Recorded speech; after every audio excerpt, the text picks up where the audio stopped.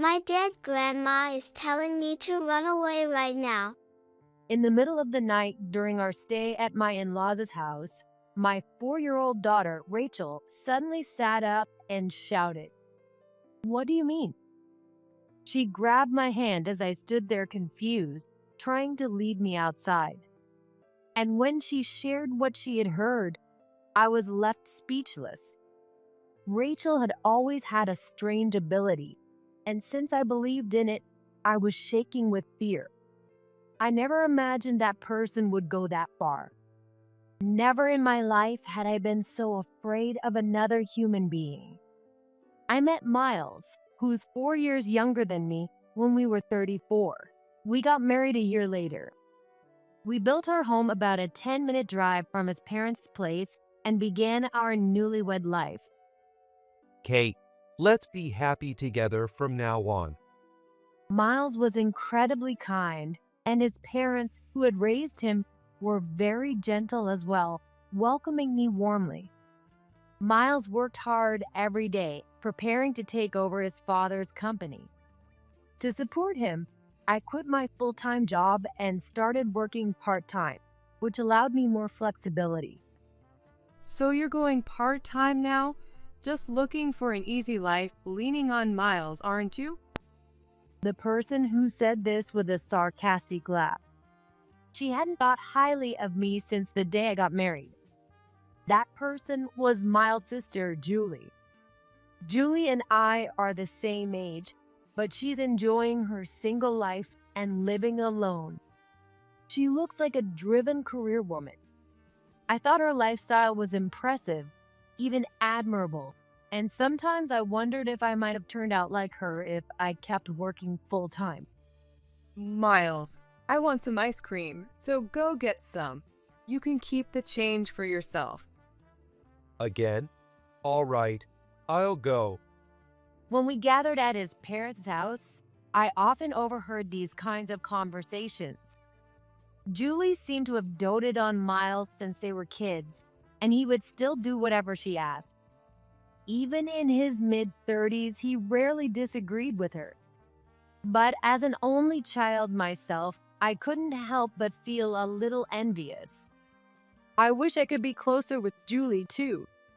However, contrary to my hopes, Julie often treated me harshly. She was quite overbearing and would sometimes visit our house unannounced when Miles wasn't home. Hey, Kate, there's hair on the floor. I've been busy with work today, so I plan to clean it up later. Busy? It's just a part-time job, right? Spare me the excuses and just clean it up.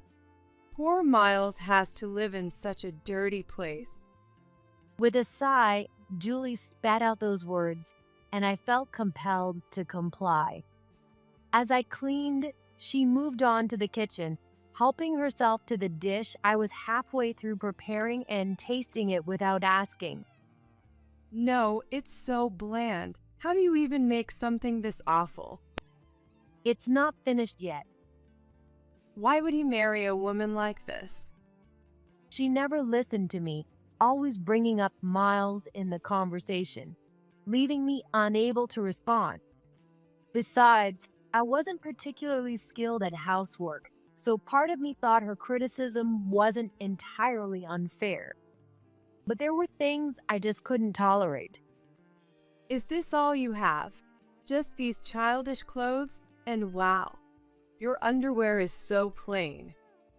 Julie would sometimes open my closet without my permission and go through my belongings. Julie, please stop that.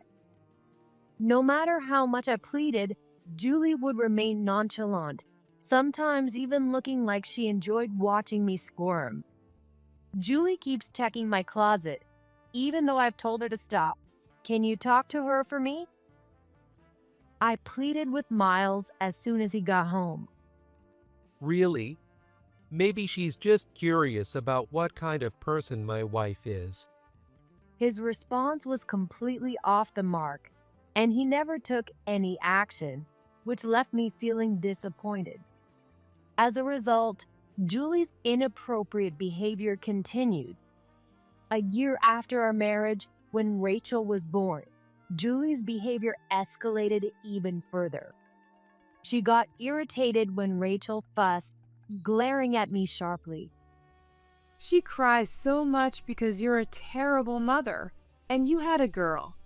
Don't you realize you're the wife of the eldest son? She kept making snide remarks, eventually blaming me for everything and hurling harsh words my way. Miles had to be aware of this, yet he always pretended not to notice. Julie has been really harsh lately, and honestly, it's tough. Well, that's your fault, Kate. So what do you expect? Or are you trying to say my sister is hysterical? I never said that. Miles always took Julie's side, never seriously addressing my concerns, and my frustration with him grew day by day. Is it okay for things to stay like this?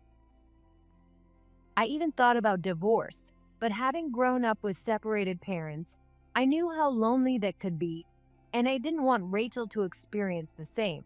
I reconsidered every time. What helped me endure was the kindness of my in-laws who supported me. But I suddenly lost that support. When Rachel was 6 months old, my mother-in-law passed away from an illness. It was so sudden that none of us had time to process it, and the entire family was filled with sorrow. I'm worried about Dad, so I'm going to the house for a bit. Okay, let me know if there's anything I can do to help. Since then, Miles frequently visited his parents' house, leaving hours empty more and more often. Sometimes he wouldn't come back until late at night, so I asked him about it. Dad says he feels lonely being by himself. But don't you see your dad at work too? Can't you ask Julie to help with things at home? You're being pretty cold, Kate. Are you saying I should just ignore my lonely parent? That's not what I meant. I just wanted him to spend time with our little girl, who was growing up so fast. But I realized that parents are important too, so I didn't press the matter further. Time passed, and Rachel turned 4. Miles still visited his parents' house every day, often coming home late at night. You've been really busy lately, haven't you? It must be hard to check on your dad. I can go instead of you. Julie doesn't like it when you visit, Kate. I don't want to get involved in any more drama, so just don't go to the house. Miles seemed determined to come up with reasons to keep me away from his parents' house. He's definitely hiding something. Suspicious, I decided to disregard his instructions and went to visit my father-in-law myself. When I arrived, my father-in-law, David, greeted me warmly with a smile and spoke happily. I've gotten really into cooking lately, so I've even started taking classes. David's demeanor was so different from what Miles had told me that I couldn't help but feel puzzled. Then, during our conversation, David let something slip, and I was completely taken aback. A few weeks later, one day, Hey, how about we all get together at my parents' house for dinner? really? But Julie doesn't like it when I visit, so isn't it better if I stay away? Miles's sudden suggestion made me feel like something was off. It's fine. She was the one who suggested it this time. Come on, we should go. Get ready. Unlike usual, Miles seemed almost jittery, but I decided to go along with his plan, taking Rachel with us to his parents' house. As we arrived, a delicious aroma filled the air all the way to the entrance. Welcome, Kate. I've been preparing dinner while waiting for you. Julie greeted me with a bright smile, inviting me inside and handing Rachel some snacks and toys she had prepared. I was on guard, expecting her to criticize me like she usually did, but her kindness took me by surprise. Don't let your guard down. She might still try to mess with the food somehow. but my worries turned out to be unfounded. I asked Miles what your favorite dishes are. I hope they suit your taste. To my surprise, the table was filled with all my favorite foods. Thank you. I expressed my gratitude, but a part of me still couldn't quite believe it. Oh, don't worry, I didn't put any poison in it. No, I didn't think that at all. Kate, I'm sorry for being so mean to you before. I don't expect you to forgive me, but I hope we can get along from now on. Julie looked me straight in the eyes, and although I still found her behavior strange, I thought it would be best to try to move past our conflicts. I'd like to get along too. Determined to make an effort, I returned her smile. That's great. We're the same age, so let's chat more. Oh, how about staying over tonight if you'd like? But I didn't bring anything with me. You can use my makeup and whatever you need. Come on, let's do it. Right, Miles? Julie quickly took charge of the situation, leaving me no room to decline. I guess this is an important first step toward building a better relationship. With that thought, I accepted Julie's invitation. Julie turned out to be a good conversationalist, and before I knew it, I was genuinely enjoying myself. Time flew by, and soon my family of 3 was settling down to sleep together in the room with the family photo. I guess I misunderstood Julie. I think we can find common ground from now on. I'm glad to hear that. I'm happy you two are getting along. With Rachel sleeping soundly between us, Miles and I had this conversation as I drifted off to sleep. But then, in the middle of the night, Mom, we need to run away right now. Grandma said so. Rachel suddenly sat up and shouted, startling me awake.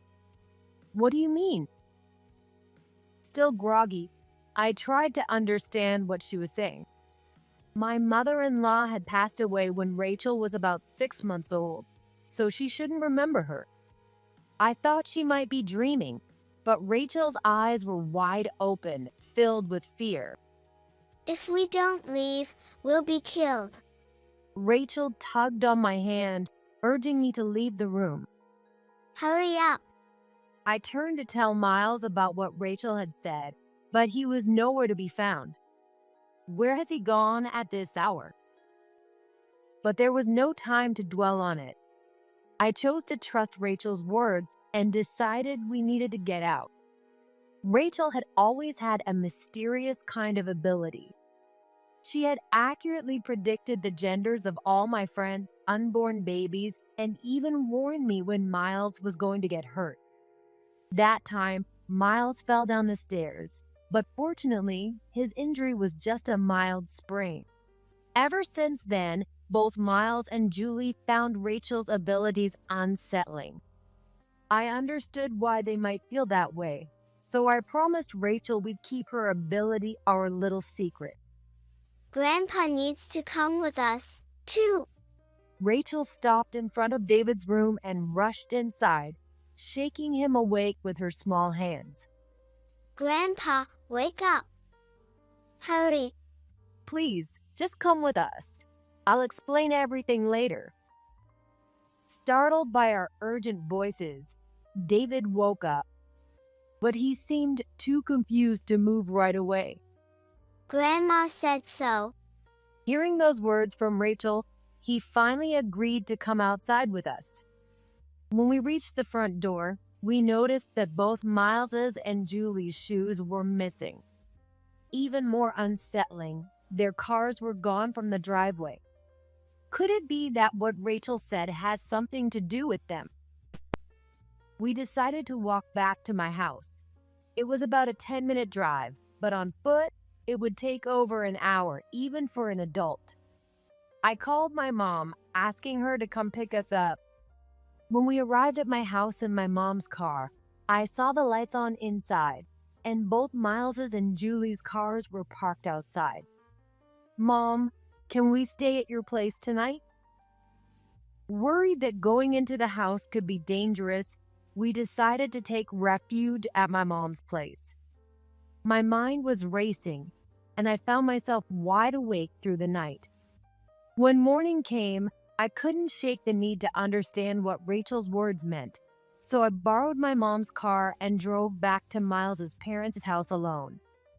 But when I arrived, the grand house that had stood there just hours earlier was now a charred skeleton, its frame barely standing. No, this can't be real. In front of the ruins, fire trucks, police cars, and ambulances were lined up, surrounded by a crowd of onlookers. Behind a line of yellow tape, I spotted Miles and Julie speaking with police officers and firefighters. I slipped into the crowd to observe without being seen. After some time, a few emergency vehicles left, and the crowd began to disperse, leaving the area in front of the house empty. Miles and Julie stepped outside the taped-off area, staring at the burnt remains of the house, so I hid behind a nearby car to listen in on their conversation. Damn, it really went up in flames, huh? They're still searching, but I'm sure that useless granddaughter and daughter-in-law are dead. Well, if they survived, that'd be a miracle. Once things cool down, I'll remarry my girlfriend and make my new kid the rightful heir to this place. Hearing those horrifying words left me barely able to stand, my legs trembling uncontrollably. With Dad gone too, I'll inherit the estate and the company. It'll all be mine right away. Miles and Julie spoke with laughter in their voices. How could they be so terrifying? But I can't let this slide. Fear and rage coursed through me, leaving me shaking from head to toe. Before they could return home, I rushed to my house, gathered what I needed, and drove back to my mom's place where Rachel was waiting. David, there's something I need to tell you. This is unbelievable. I won't let them get away with this. We decided together that we would seek justice against Miles and Julie. Later that evening, I left Rachel with my mom and stood at the entrance of my own home with David. I reached for the doorbell, but then I thought, this is my house. Why ring the bell? I unlocked the door instead. The sound of the lock turning must have been heard inside as Miles peeked out with a fearful expression.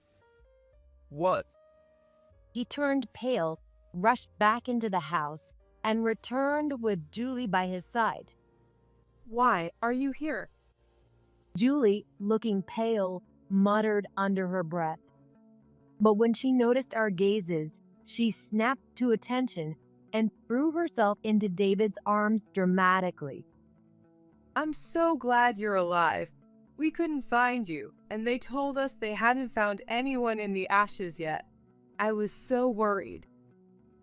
Yeah, exactly. I was praying the whole time that Kate and Rachel were safe. Miles chimed in, trying to match her tone as he pulled me into a hug. I pushed him away, shoving him back. Don't touch me. It was through Rachel that your mom saved us. Mom?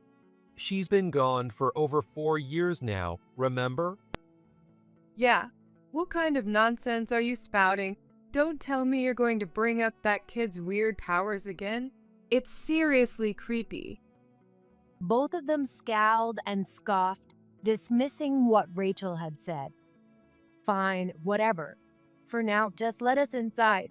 It's my house too, and David is with me. I pushed past them, ushering David into the house. As we entered the living room, Miles caught up, grabbing my shoulder. Hold on a second. I told you, don't touch me so casually. Oh my, Kate, are you being hysterical? Maybe it's just your hormones going out of whack? Geez, no wonder people think poorly of women in their 40s. Julie smirked and mocked me in her usual tone. she had apologized to me the day before, and that appearance was a lie. Her real nature, sharp and cutting, showed through despite David's presence. Of course I'm angry. You two set this fire, didn't you? I leveled my gaze at Miles and Julie, speaking directly to the heart of the matter. What are you talking about? You can't just accuse us like that without proof. Miles stammered, trying to deny it, but Julie remained composed, standing tall with an air of confidence. Kate, accusing your own family? You're so broken. You must be because you were raised by a single parent. You don't understand family love, do you? I'm saying this because I do have proof. I overheard you two talking as you watched the house burn this morning. I let my words hang in the air, shifting my gaze between them. What? Eavesdropping now? And you think whatever you heard in that noisy scene is reliable? Yeah, Julie's right. The police won't believe vague claims like that. Julie remained defiant, while Miles, as always, hid behind her, parroting her words. It seemed this dynamic between them had been this way for years. But this recording, it's definitely your voices, isn't it? I pulled out my phone from my pocket and played the audio recording. It was a recording of their conversation from that morning. Why the hell would you do this? When Rachel woke me up in the middle of the night and we ran, I suspected you too from the moment I saw you missing. I wasn't sure if it'd pick up anything, but I started recording anyway. The audio quality wasn't perfect, but their voices were distinct enough to be recognized. Confronted with the evidence, Miles and Julie fell silent. I'll be handing this over to the police. They'll definitely take it seriously with this. Hold on. You all escaped and survived. So what's the problem? What are you even saying? You put our lives in danger and you burn the house down. This is a crime. Don't you get that? I couldn't help but raise my voice at Miles's absurd statements. And you too, Julie, you need to take responsibility for this crime. Don't get cocky, you little witch. Julie's face twisted with rage, and she lunged at me, but I wasn't about to engage in her petty attacks. Now the real battle begins. I took a deep breath, then locked eyes with them again. So, what was that about waiting for things to cool down so you could marry your mistress and make her kid the heir? What did you mean by that? What are you talking about? Clearly unprepared for me to confront him about this, Miles stumbled over his words, unable to continue. So you go silent when it's inconvenient for you? But don't worry, I've got evidence. It's about this woman, right?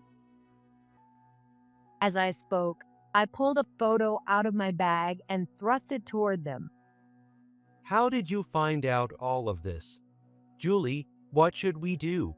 She knows. Miles, panicking, turned to Julie for help. But Julie only glared at me silently, offering him no support. Because of this, Miles suddenly lost momentum. The truth was, I had been suspicious of Miles's infidelity for some time and had been quietly gathering evidence. That morning, I had hurried back to collect everything I had found. How long have you known? How long, you ask? Maybe since the time you said you were checking on your dad, but kept coming home late every night? Since then? Well, it was your dad's words that confirmed my suspicions. When Miles had forbidden me from visiting the house, and I decided to go anyway, I learned something from David. He had said, "The only one who comes to check on me is you, Kate." I had assumed that Miles was frequently visiting his parents' house, so hearing that was a shock. The photos even show you with Julie, which means she approved of your affair, right? So what if I did? Maybe it's your fault for getting cheated on. You're not exactly the most appealing person, are you? Julie clearly knew about his affair. The evidence I gathered included photos showing the other woman's belly growing over time, and the most recent one showed Miles and the woman walking with a baby. Kate, it's not what you think. There's a good reason for all of this. Miles suddenly switched gears, trying to justify his actions. Just as I was about to shut him down, David, who had been quietly observing until now, stood up and faced Miles and Julie. What on earth are you two doing? You bully Kate, have an affair, and then try to harm us. What were you thinking? He was furious, his voice booming, and Miles and Julie recoiled. Dad, listen to me. This is all Julie's fault. She didn't like Kate, so she introduced me to that woman. And you are always complaining about your wife. That's why I thought I'd help out by playing matchmaker.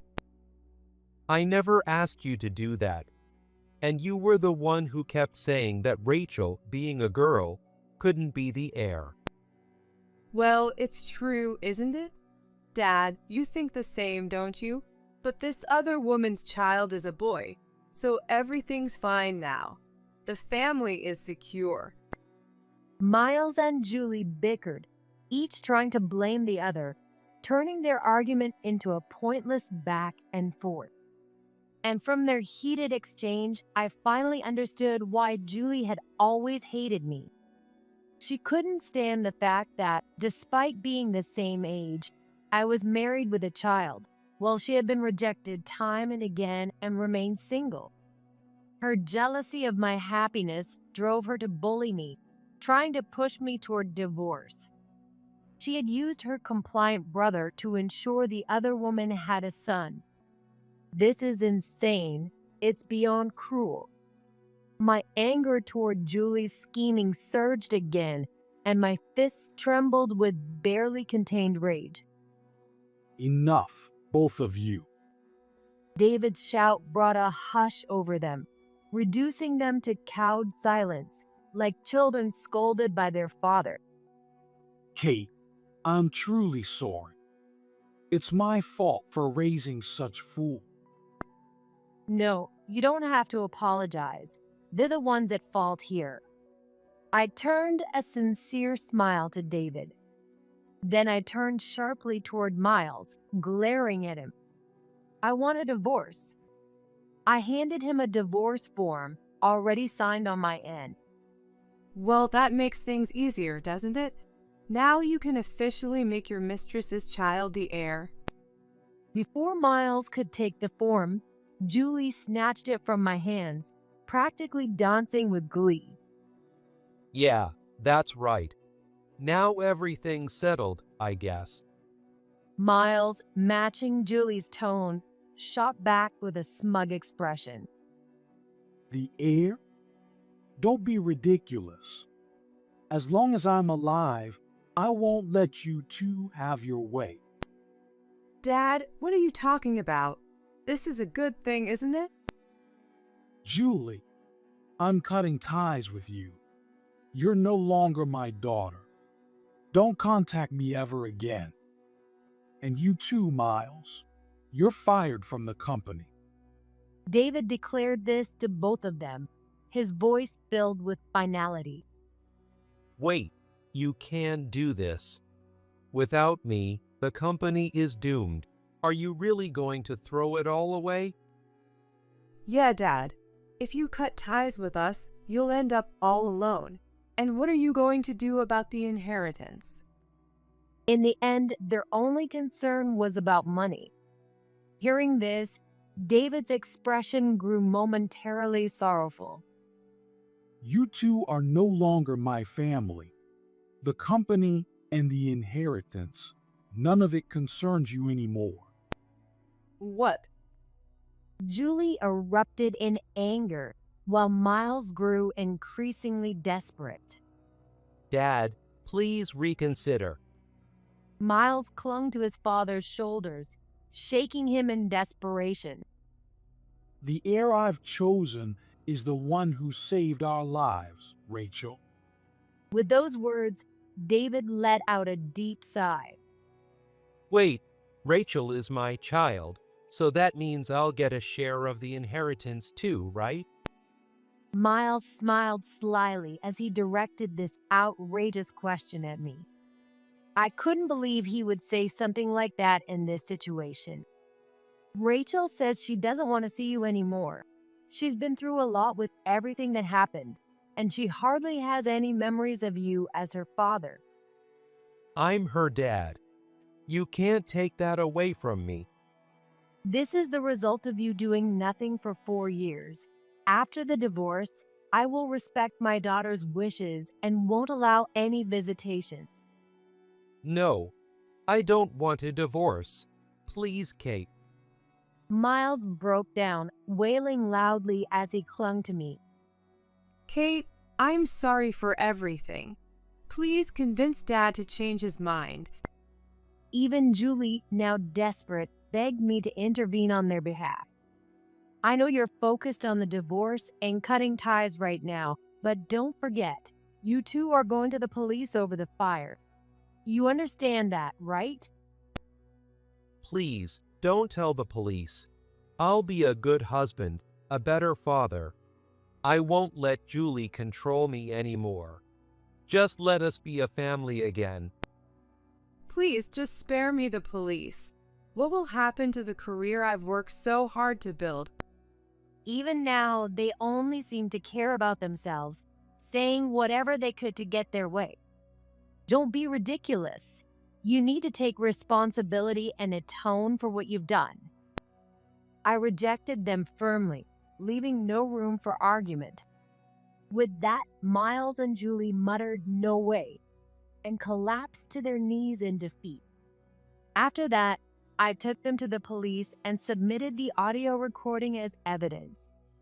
Both of them confessed and they were arrested for their involvement in the fire. The divorce with Miles was finalized, and he was ordered to pay me alimony of $30,000 and monthly child support of $600. Since he'll be behind bars for a while, I plan to ensure he pays up once he's released. I also received $10,000 in compensation from his affair partner. Julie, like Miles, received her sentence and was fired from the company. Abandoned by her father and separated from the brother she once doted on, Julie ended up all alone. Well, she brought it upon herself. As for me, David and I remain in touch, and he's enthusiastically working to keep the business going until Rachel can take over. Rachel is excited too, saying, "I'm going to be the president of Grandpa's company." Life is peaceful now, and I feel incredibly happy.